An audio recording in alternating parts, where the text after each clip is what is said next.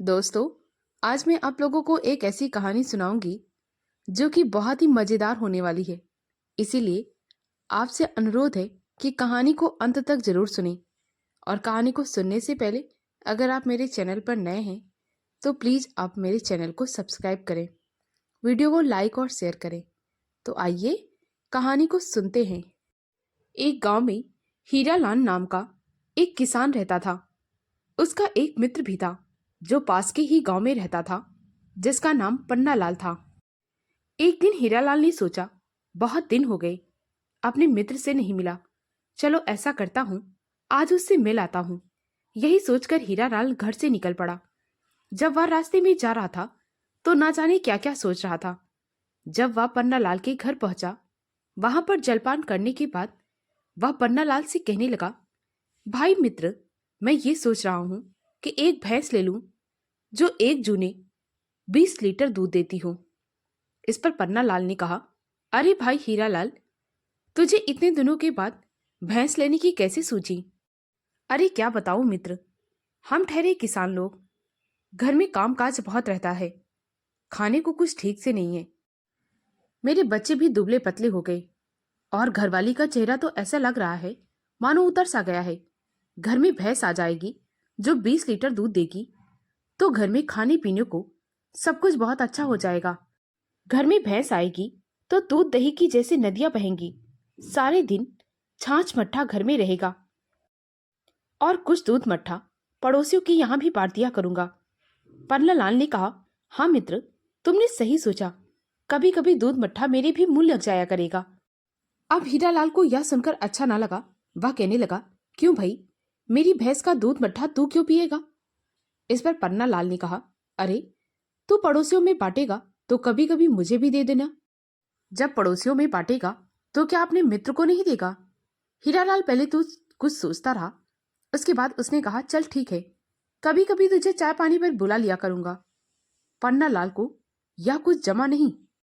वह कहने लगा, हाँ भाई, खरीद ले भैंस, मुझे क्या, पर याद रखना तेरी भैंस गलती से मेरे बगीचे में ना घुस जाए। मैंने अपने बगीचे में बहुत अच्छी अच्छी सब्जियां और फल लगा रखे हैं। पन्नालाल की यह बात सुनकर हीरालाल को अभी कुछ समझ में नहीं आ रहा था। वह कहने लगा, अरे भाई, तेरा बगीचा कहाँ से आ गया?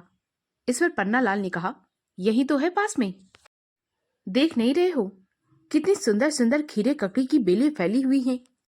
आहा हा हा, कितने बढ़िया फूल और फल मेरे बगीचे में आ रहे हैं।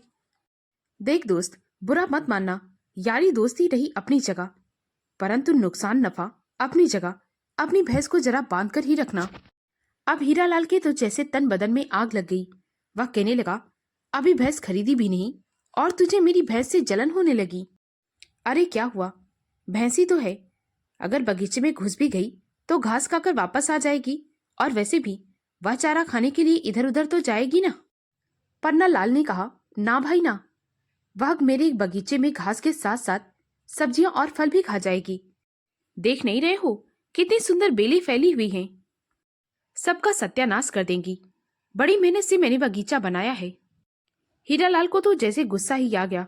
उसने कहा, अपने बगीचे पर बाड़ लगाकर रखना, अगर नहीं लगाई तो मेरी भैंस तो जरूर आएगी। पन्नालाल ने कहा, अच्छा, तुम्हारी भैंस अगर मेरे बगीचे में घुस गई ना तो मैं उसकी टांगे तोड़ दूंगा। दोनों में बात इतनी बढ़ गई, जहां वे अभी तक प्यार से मिल रहे थे, अब वे दोनों एक दूसरे का कॉलर पकड़कर लड़ाई करने लगे। दोनों आपस में बहस कर रहे थे।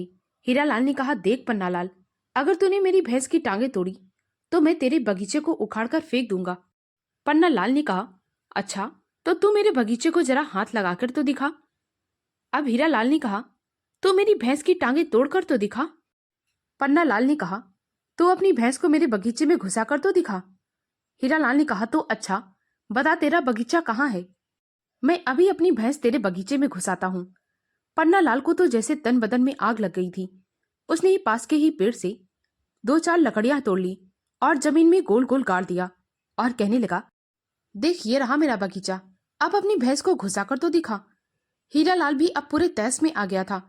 उसने एक मिट्टी का ढेला उठाया और उस लकड़ी के घेड़े में डाल दिया और कहने लगा, ले, मेरी भैंस तेरे बगीचे में घुस गई। जब हीरालाल ने वह मिट्टी का ढेला फेंका था तो कुछ लकड़ियां जमीन पर गिर गई थी। पन्ना लाल को बहुत गुस्सा आ गया। उसने कहा, यह क्या मूर्ख, तेरी भैंस ने मेरे सारे पेड़ गिरा दिए। मैंने इतनी मेहनत से ये पेड़ लगाए थे। रुक, मैं अभी बताता हूँ।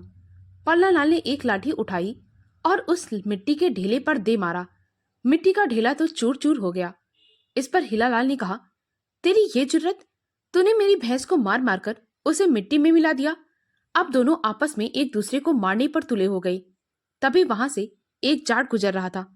जाट ने सोचा, चलो इन दोनों का झगड़ा शांत करा देता हूं। जाट ने कहा, अरे भाई, तुम दोनों आपस में क्यों लड़ रहे हो?